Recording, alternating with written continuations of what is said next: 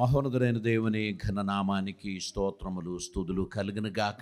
మనమందరం కలిసి దేవుని స్తుతించడానికి, దేవుని నామాన్ని మహిమపరచడానికి పరిశుద్ధాత్మ దేవుడు మనకు అనుగ్రహించిన ఈ శ్రేష్టమైన సమయం కొరకై మనం దేవునికి స్తోత్రం చెల్లిద్దాం. ఆయన అద్భుతకరుడు, ఆశ్చర్యకరుడు. తన బిడ్డల జీవితంలో అద్భుతమైన కార్యములు ఆయన చేయువాడు. దేవునికి స్తోత్రం చెల్లిద్దాం. ఎఫెసీయులకు రాసిన పత్రిక 6వ అధ్యాయం దాని 17వ వచనాన్ని ఈరోజు ధ్యానం కొరకు మనం చదువుదామండి. మరియు రక్షణయను శిరస్త్రాణమును దేవుని వాక్యమును ఆత్మ ఖడ్గమును ధరించుకొనుడి. పరిశుద్ధ వాక్యములో అపోస్తలుడైన పౌలు మనము దేవుని మహాశక్తిని బట్టి ఆయన యందు బలవంతులై ఉండుడి అని చెప్పి 10వ వచనంలో ప్రారంభించినటువంటి మాటల్లో, మీరు అపవాది తంత్రములను ఎదిరించుటకు శక్తిమంతులగునట్లు దేవుడిచ్చు సర్వాంగ కవచమును ధరించుకొనుడి. ఎలా అనగా, మనము పోరాడునది శరీరులతో కాదు, కానీ ప్రధానులతోనూ అధికారులతోనూ ప్రస్తుత అంధకార సంబంధులకు లోకనాథునితోనూ ఆకాశమండలమందున్న దురాత్మల సమూహములతోనూ పోరాడుచున్నాము. అందుచేతను మీరు ఆపద్దినమందు వారిని ఎదిరించుటకును సమస్తము నెరవేర్చిన వారై నిలువబడుటకును శక్తిమంతులగునట్లు దేవుడిచ్చు సర్వాంగ కవచము ధరించుకొనుడి. దేవునికి స్తోత్రం. ఈ అంశాన్ని కొన్ని వారాలుగా మనం ధ్యానం చేసుకుంటూ వచ్చాము. అందులో మొదటిది, ఏలయనగా మీ నడుమునకు సత్యమను దట్టి కట్టుకొనియు, రెండవదిగా నీతి అను మైమరు తొడుకొని, మూడవదిగా పాదములకు సమాధాన సువార్త వలనైన సిద్ధ మనస్సు అను జోడు తొడుకొని నిలువబడుడి.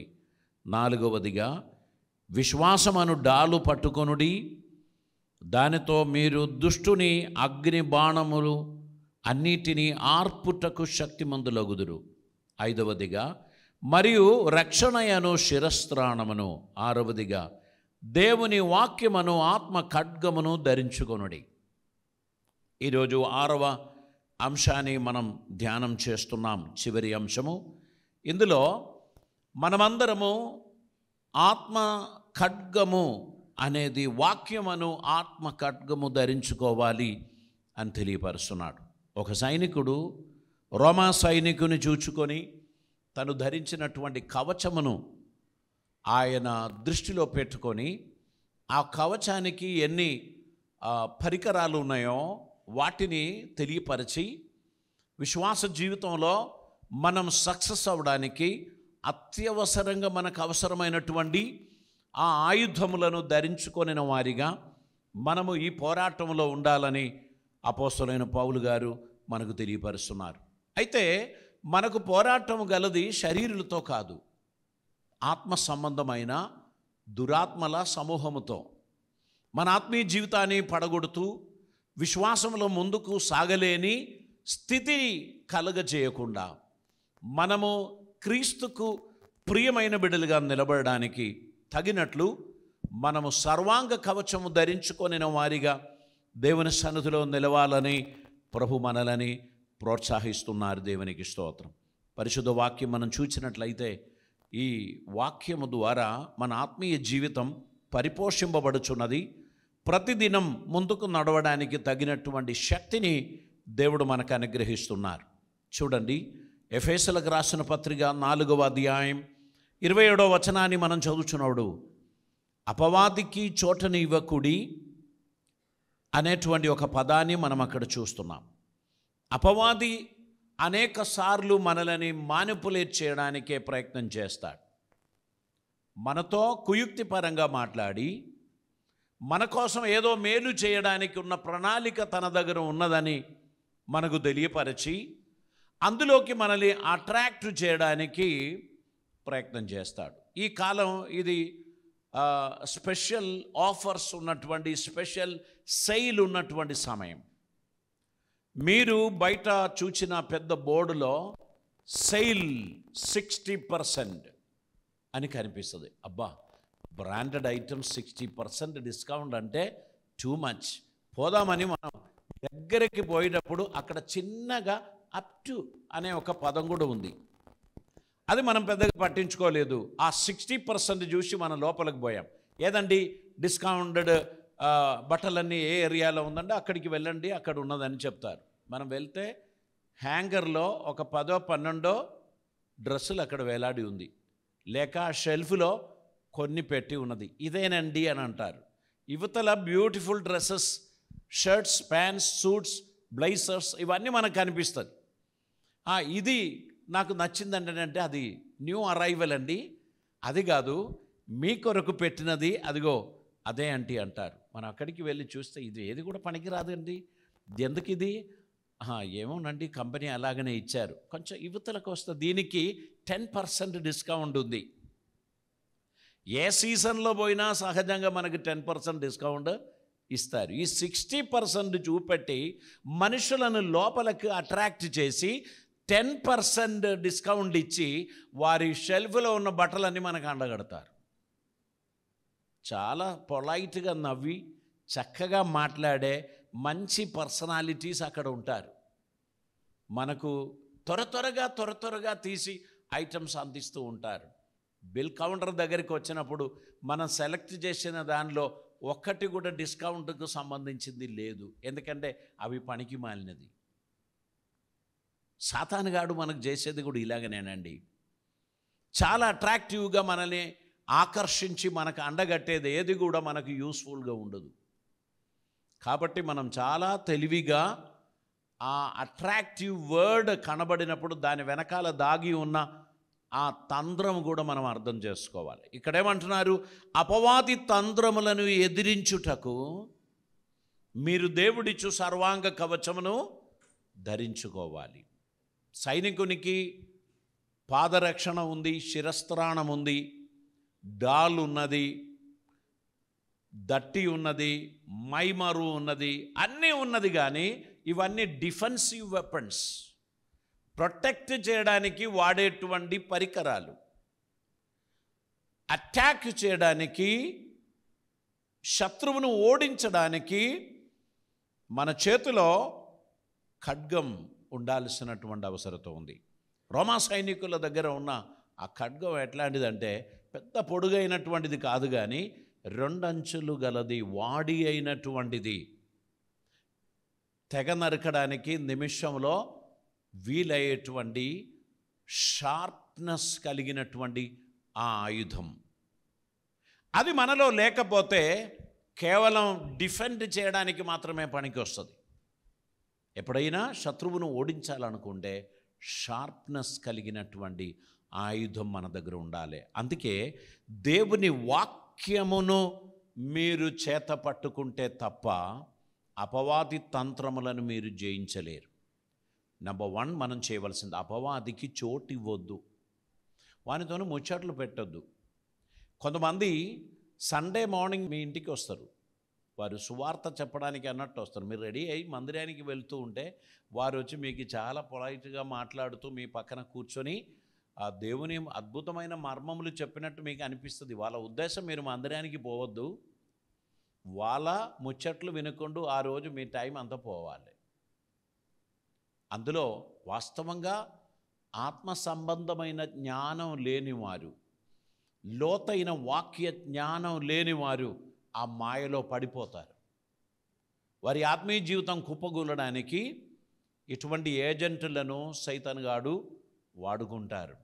వారు ఏదేదో చెప్పి మన మనస్సును వారు కన్ఫ్యూజ్ చేసి సత్యం కాని దానికి అట్రాక్ట్ అయ్యేటువంటి వారిగా మన మార్పు చెందడానికే అది పనికి వస్తుంది. కనుక జీవితంలో జాగ్రత్త కలిగిన వారిగా, దేవుని చిత్తం నెరవేర్చు వారిగా, దేవునికి ఇష్టలుగా ఉండడానికి ఆశించు ప్రతి ఒక్కరు గుర్తుపెట్టుకోండి, డిఫెన్సివ్ వెపన్స్ మాత్రమే కాదు, అటాక్ చేయడానికి ఉన్న షార్ప్నెస్ కలిగిన ఖడ్గం ధరించిన వారిగా మీరు ఉండాలి. ఇక్కడ నేను మాట్లాడేది భౌతికమైన ఆయుధములను గురించి కాదు.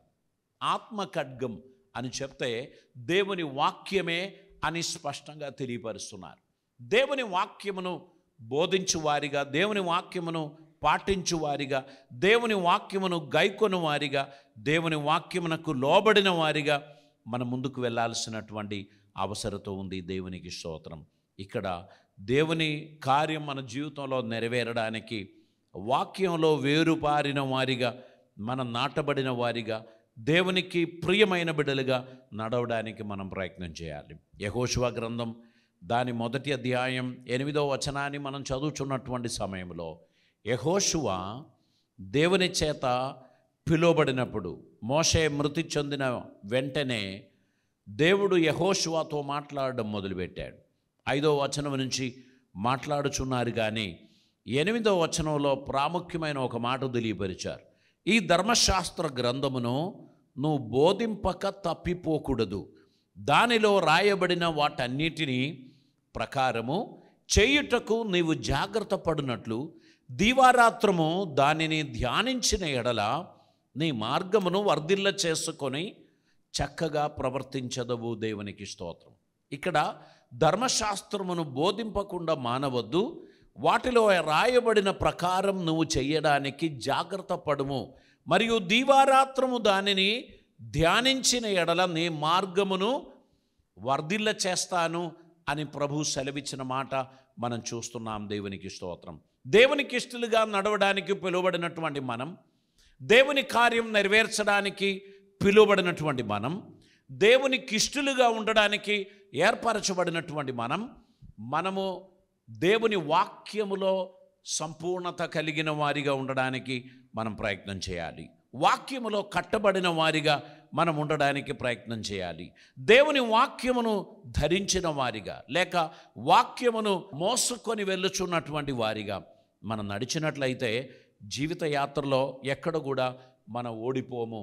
ఒక స్పిరిచువల్ వార్ఫేర్లో లేక ఆత్మీయ పోరాటంలో మనం ఉన్నాము అనేటువంటి విషయాన్ని గ్రహించిన కొలది ఈ పోరాటంలో మనం విజయం సాధించడానికి మనకు దేవుని వాక్యం చాలా ఇంపార్టెంట్గా ఉన్నది అని మనం గుర్తించాలి. యెహోషువ చిన్నవాడును, పరిపక్వతలో పరిపూర్ణుడు కాడు. ఎందుకంటే మోషే ఉన్నప్పుడు ఎవరు కూడా వారి సొంత శక్తి మీద ఆధారపడరు. మోషే చెప్పిన ఆజ్ఞలను నెరవేర్చువాడు, మోషే ఇచ్చిన ఆలోచనలను కంప్లీట్ చేయువాడిగా యెహోషువ ఉండడమును బట్టి యెహోషువ ఎప్పుడు కూడా స్వయంగా ఒక నిర్ణయం తీసుకోవాల్సినటువంటి అవసరం రాలేదు. ఇక్కడ ఇప్పుడు మోషే యొక్క ఆబ్సెన్స్లో యెహోషువ ఖచ్చితంగా ఆధారపడవలసినది దేవుని మీదనే. దేవుడు తన ధర్మశాస్త్రమును ఆయనకిచ్చి చెప్పుచున్నాడు, ఇది నీ నోటి నుంచి తొలగిపోకూడదు, ఇది బోధింపకుండా నీవు ఉండకూడదు. నీ బ్రతుకు దినములన్నిటను ఏ మనుష్యుడును నీ ఎదుట నిలువలేక ఉండును. నేను మోషేకు తోడై ఉండినట్లు నీకును తోడై ఉండును. నేను నిన్ను విడువను, నిన్ను ఎడబాయను. నిబ్బరము కలిగి ధైర్యముగా ఉండుము అని దేవుడు అతనితో మాట్లాడినట్లు మనం చూస్తున్నాం. అయితే శ్రేష్టమైన మాట, ఈ ధర్మశాస్త్రములోని మాటల నుండి నీవు తప్పిపోకూడదు. దీనిని ఖచ్చితంగా నువ్వు బోధించాలి.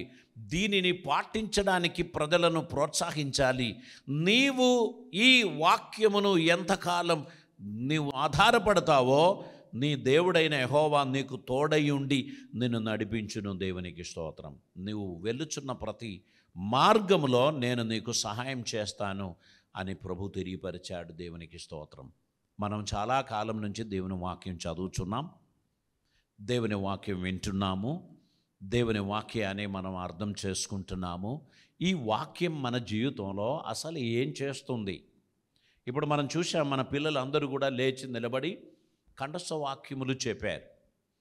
వారు ఏదో పనిష్మెంట్గా ఖచ్చితంగా నువ్వు వీడియో ఎదుట అందరి ముందు చెప్పి తీరాల్సిందే అని కర్ర చూపెట్టి బెదిరించి వారిని భయపెట్టించి చదివించుకొని వచ్చి చెప్పినట్టు వాళ్ళకి అనిపిస్తుంది. కానీ దీని వెనకాల ఉన్న ఒక మర్మం ఏంటంటే, ఈ వాక్యం ఎప్పుడు కూడా అది వట్టిగా ఉండదు. వాక్యం సజీవమైనటువంటిది, అది మనల్ని ప్రొటెక్ట్ చేస్తుంది. ఈ బిడ్డలు వాటిని కంఠస్థంగా చెప్పినది బహుశా ఒక వారం రోజుల్లో వారు మర్చిపోతారు. మళ్ళీ ఆ వచనం మనం అడగం గనక అది రిపీట్ చేయడానికి వారు ప్రయత్నం చేయరు. కానీ ఈ దేవుడిచ్చిన ఈ మనస్సుకు ఒక ప్రత్యేకత ఉంది. మనం చిన్ననాటిలో మన ఫ్రెండ్స్తో మనం మాట్లాడిన ముచ్చట్లు, మన ఫ్యామిలీతో మనం మాట్లాడిన ముచ్చట్లు, లేక మన టీచర్ మనకు చెప్పిన మాటలు కొన్ని మనం ఇప్పుడు కూడా జ్ఞాపకం పెట్టుకుంటున్నాం. అది రోజు దాన్ని మెమరైజ్ చేసినందుకేం కాదు. అదొక సందర్భం వచ్చినప్పుడు అది మన మెమరీలోకి వెంటనే వచ్చేస్తుంది. మనతో 5th క్లాసులోనో 8th క్లాసులోనో 10th క్లాసులోనో చదివిన ఒక విద్యార్థిని ఆఫ్టర్ 30 years మనం కలుసుకున్నాం అనుకోండి, ఆ వ్యక్తితో మాట్లాడుచున్నప్పుడు మన ఫ్రెండ్స్ పేర్లు మళ్ళీ మనకు గుర్తొస్తుంది. వీళ్ళందరినీ మనం మర్చిపోయాం, కానీ ఈ ఫ్రెండ్ మనకేం చెప్తాడు, వాని నీకు గుర్తుందా, మనం కలిసి వెళ్ళేది, నడుచుకుంటూ పోయేది, స్కూల్కి వెళ్ళే వాళ్ళం, కలిసి భోజనం చేసేవాళ్ళం అని చెప్తే గుర్తున్నది అని అంటారు. అప్పుడు మీరు ఆడుకున్న ఆటలు, మీరు చెప్పిన మాటలు, మీరు వెళ్ళిన స్థలాలు మీకు గుర్తుకొస్తుంది. అన్నట్టు దేవుని వాక్యం చిన్ననాటి మన పిల్లలకు నేర్పించిన దానిని వారి కష్టంలో ఉన్న సమయంలో, వారి క్రిటికల్ సిచ్యువేషన్లో ఉన్న సమయంలో అది వారి మెమరీలోకి రీకలెక్ట్ అవుతుంది. మన మైండ్కు అటువంటి ఒక సామర్థ్యం దేవుడిచ్చాడు. కాబట్టి దేవుని వాక్యాన్ని వారికి నేర్పించడం, దేవుని వాక్యంలో వారిని నడిపించడం, దేవునికి ఇష్టలుగా వారిని మనం వాడుకోవడం, ఈ విషయంలో ఉన్న దేవుని ఉద్దేశం ఏంటంటే మనమందరము దేవునికి ప్రియమైన బిడ్డలుగా దేవుని కృపలో మనం నడవడానికి, నిలవడానికి, ఎదగడానికి దేవుని వాక్యాన్ని మనము ఆధారపడాల్సినటువంటి అవసరత ఉంది. దేవుని వాక్యానికి మనం ఇంపార్టెన్స్ ఇవ్వవలసినటువంటి అవసరత ఉంది. దేవుడు మన జీవితంలో అద్భుతమైన కార్యములు చేయడానికి తగినట్లు వాక్యాన్ని మనం హృదయంలో పదిలం చేసుకోవలసినటువంటి అవసరత ఉంది అనే విషయాన్ని నేను మీకు మనవి చేస్తున్నాను. చూడండి, ప్రతి ఒక్కరు కూడా జాగ్రత్తగా మాట్లాడవలసినటువంటి కాలం వచ్చేసింది. ఉద్రేకంగా మాట్లాడడానికి వీలు లేదు. ఉద్రేకంగా మాట్లాడితే పొరపాట్లు జరుగుతుంది అనే భయం అందరిలో ఉండి జాగ్రత్త గల వారిగా నడుస్తున్నారు. దేవుని వాక్యం ఒక విశ్వాసికి ఎటువంటి ప్రయోజనం ఇస్తుంది అనే దానికి నేను ఒక ఉదాహరణ మీకు చెప్తాను. ఒక ఫ్లైట్ టేక్ ఆఫ్ అయింది. ఆ ఫ్లైట్ టేక్ ఆఫ్ అయి ముందుకు వెళుతూ ఉన్నటువంటి సమయంలో ఆ పైలట్కు ముందు ఒక చిన్న విండో ఉంది. ఆ విండో నుండి బయట లోకం కనిపిస్తుంది.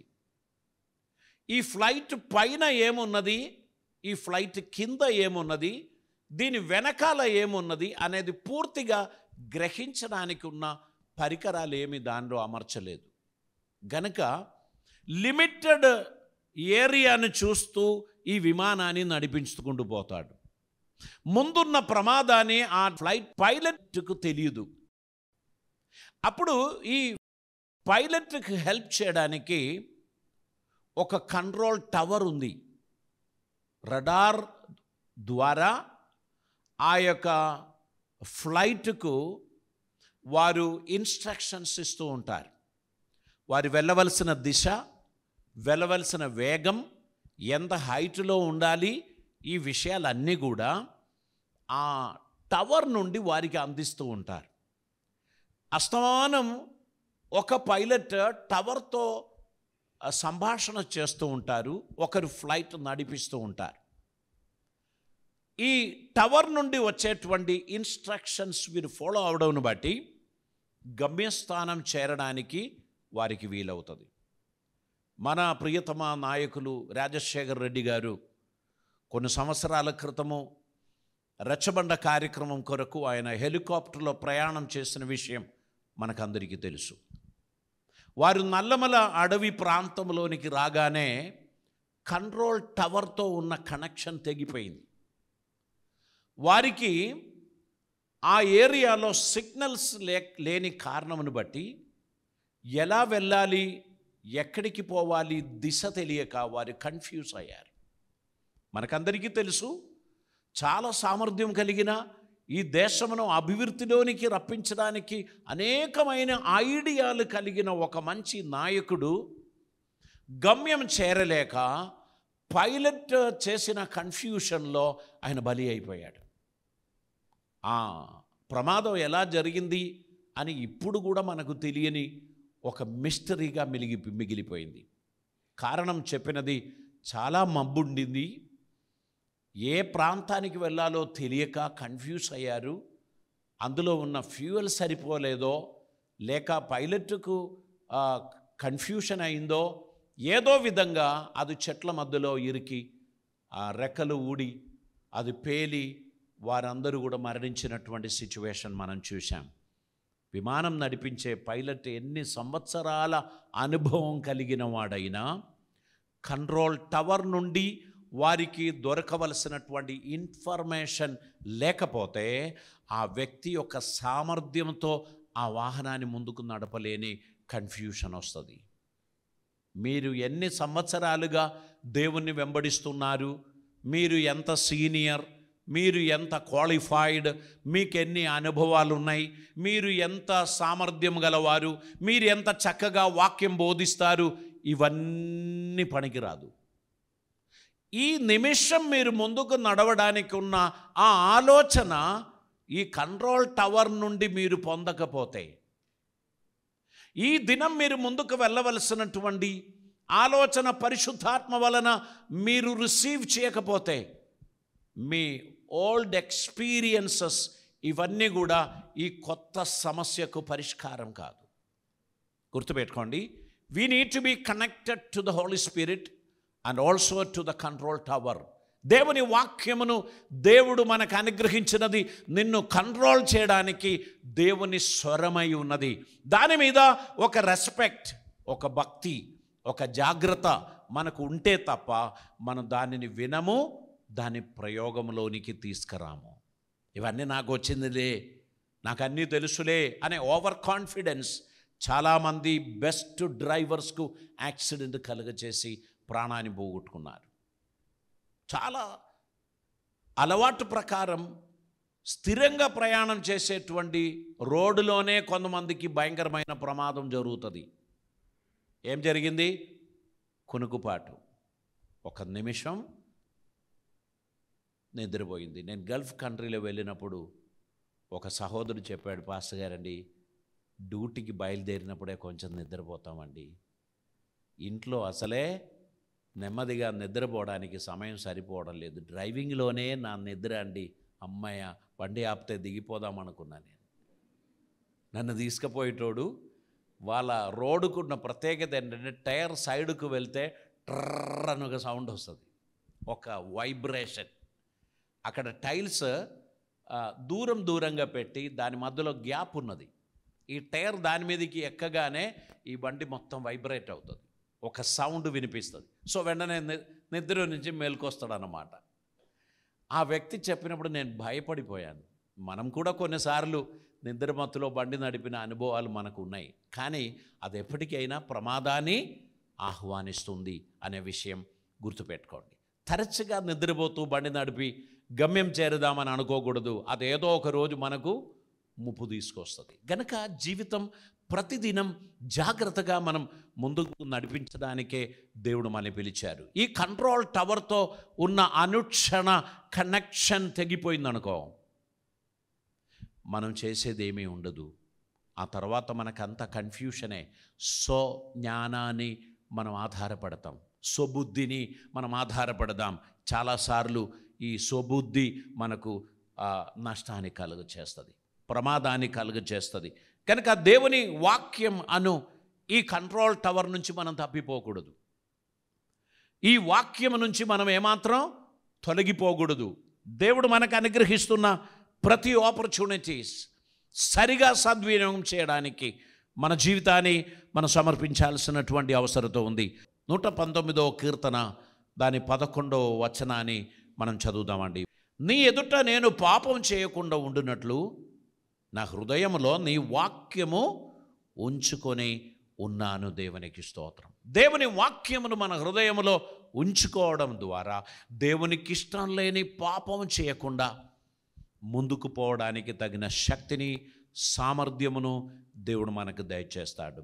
మన జీవిత యాత్రలో మనం ఓడిపోకుండా ఉండడానికి, పడిపోకుండా ఉండడానికి దేవుడు తన కృపనిచ్చి మనల్ని నడిపిస్తారు. గనక మనం దేవుని వాక్యమును మన హృదయంలో ఉంచుకొని ధైర్యం కలిగిన వారిగా మనం ముందుకు పోవాల్సినటువంటి అవసరత ఉంది.